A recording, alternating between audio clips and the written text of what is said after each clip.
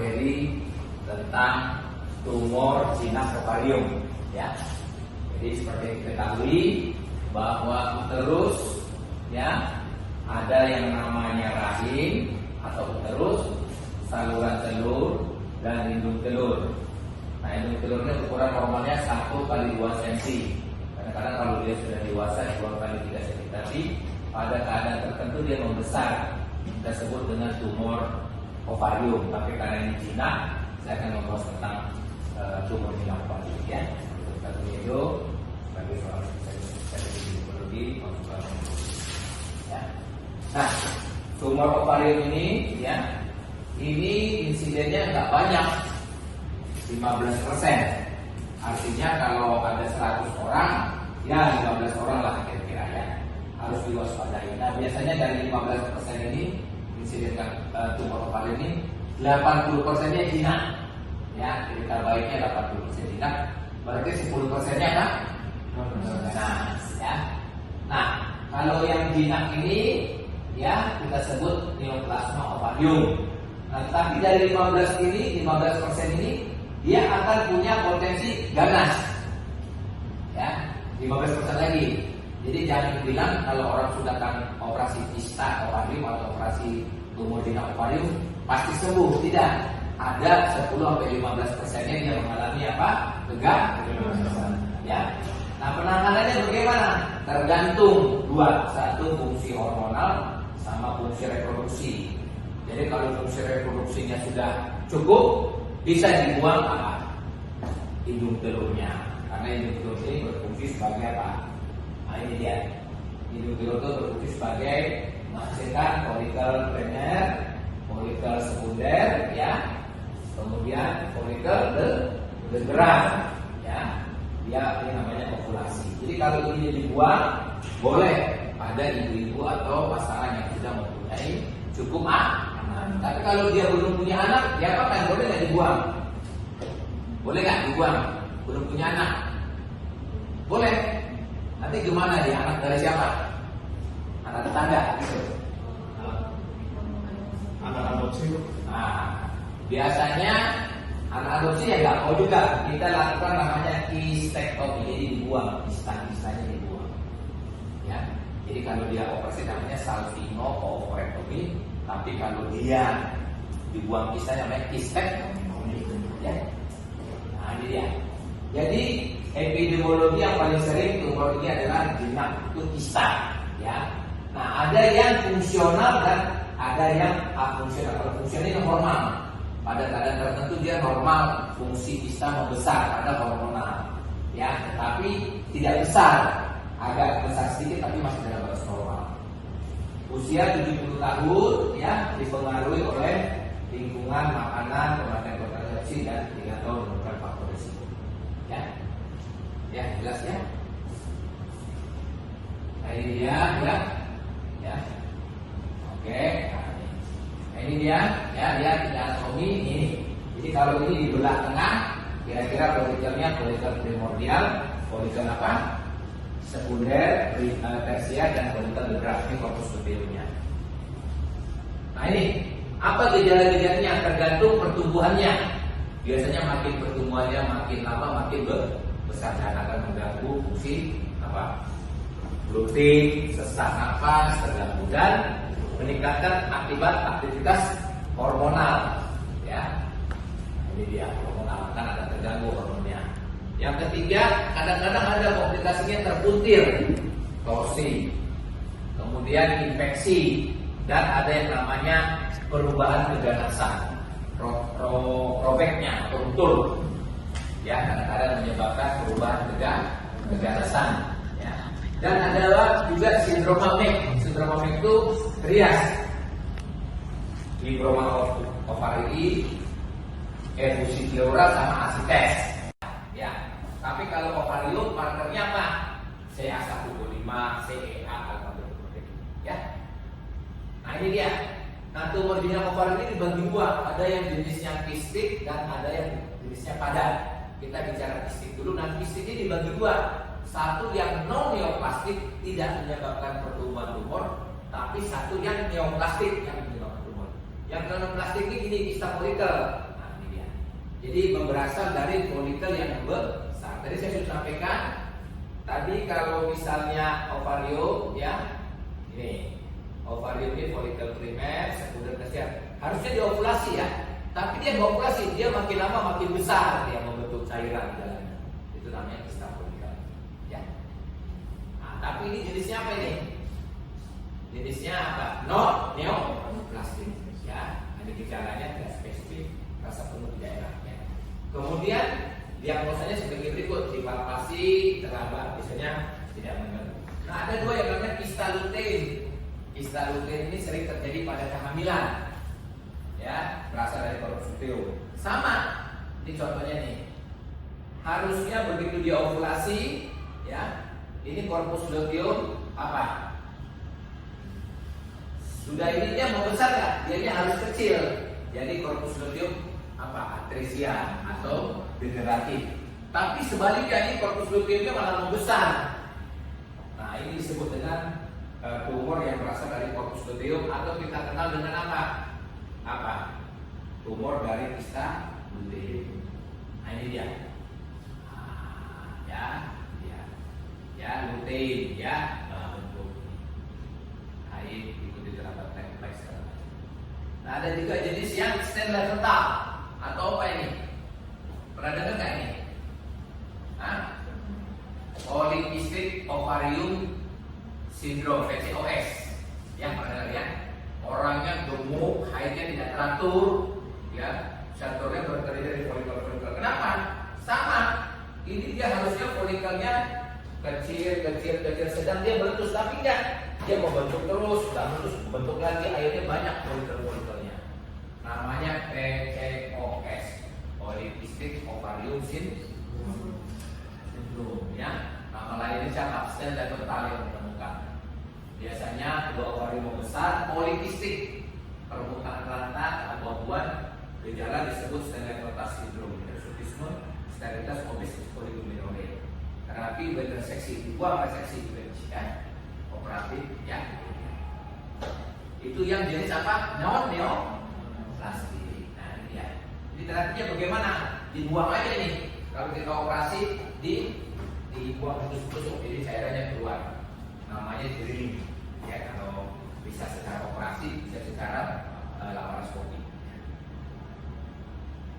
Nah, ini yang kedua adalah kista endometrial.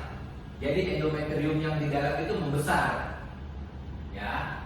Nah, yang kemudian yang berikutnya adalah peradangan atau apa? Abses tubokarial. Abses tubokarial itu bukan neoplasia, tapi dia non neoplasia. Ya. Berasal dari infeksi radang, salping yang menyebabkan infeksi berulang, yang nyeri abdomen yang menyebabkan bahaya. Kemudian kista inklusi germinal sama, di dalamnya itu ada germinal yang dia membesar. Sekarang masuk yang neoplasia, yang pertumbuhan sel. Jadi jenisnya adalah yang pertama kis adenoma mucinosum. Ovariumnya membesar semua. Isinya cairan, ya, besar, warna putih, kebiruan, isinya cairan. Kadang-kadang bersih kekal, bersih mesin. Ya. Nah, ini dia, nih besar, ya. Tapi cairan, nih, cairan ya. Ya, kalau dipotong di PA ini cairan semua. Ini epitel cairan semua. Namanya kistoma ovari. Jadi kista itu cairan ya. Kayak ada kista bibir, kista apa lagi? Apa? Kista tiroid, isinya cairan, kista tangan segala macamnya. Yang kedua, kista tapi isinya serus. Tadi musin ini serus. Ya sama, isinya seperti musin. Ya, ini dia contohnya serus, di dalamnya berjernih.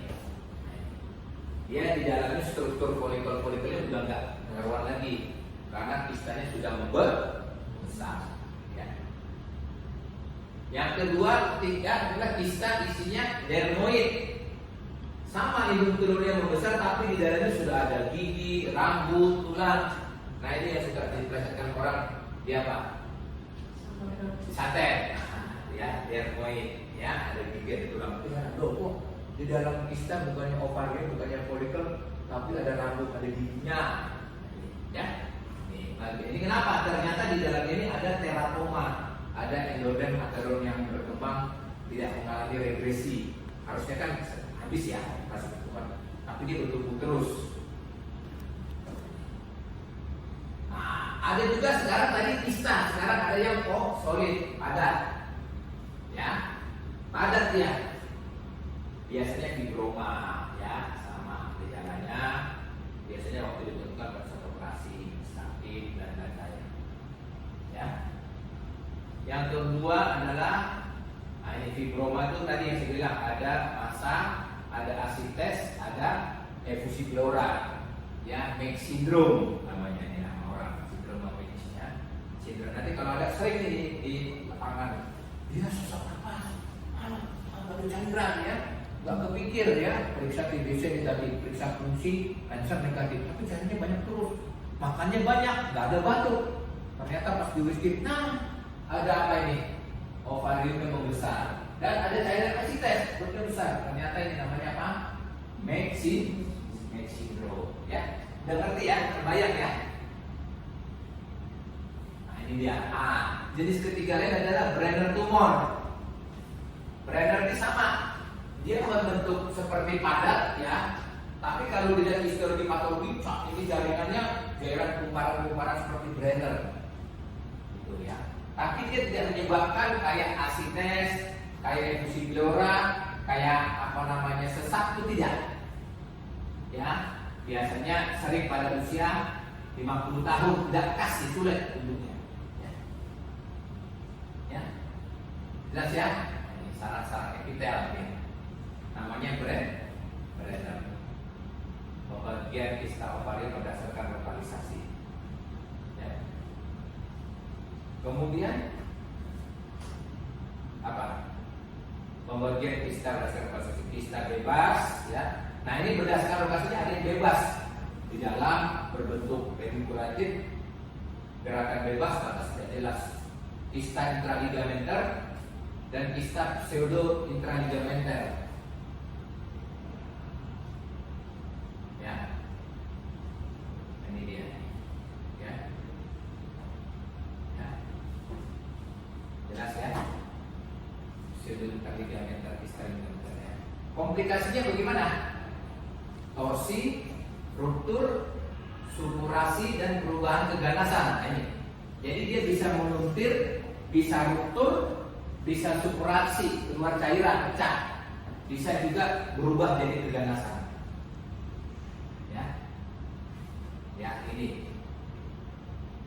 Nah, diferensial diagnosa kista itu bisa karena kehamilan, bisa karena asites, perutnya membesar, seolah-olah hamil, ternyata isinya kista atau kista ternyata hamil, atau asites, atau peritonitis tinggi, atau mioma uteri, atau obesitas, atau divertikulosis.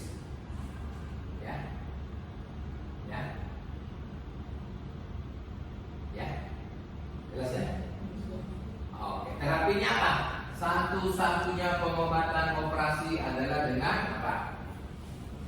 Operasi, ya. Kadang-kadang kalau lagi masalah itu kalau komplikasinya adalah hamil dengan kista. Nah kalau dia semester 1 diberikan dulu penguat kandungan sampai setelah itu dioperasi. Ya, jelas ya? Ya. Oke. Ada pertanyaan nggak kira-kira ini dari kuliah ini?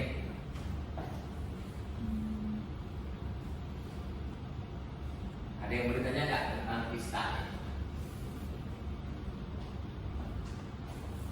Ada nggak? Komplikasinya misalnya, ya silakan.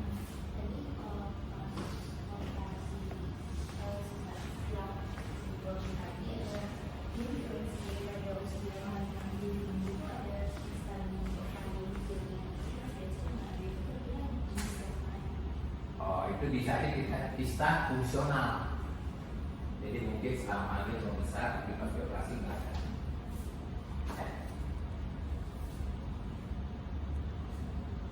Ada lagi?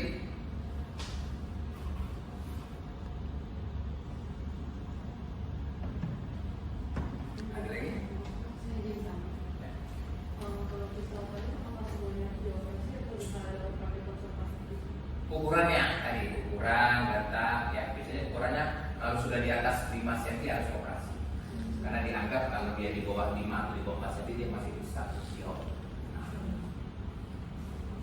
Ada lagi?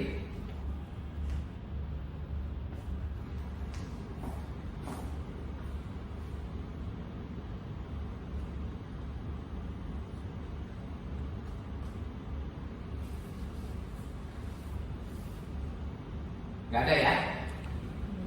Oke, kalau nggak ada cukup ya. Oke, terima kasih ya. Ini nanti mudah-mudahan ini lebih banyak diskusinya ini kalau bisa ini. Tapi sudah terbayang ya.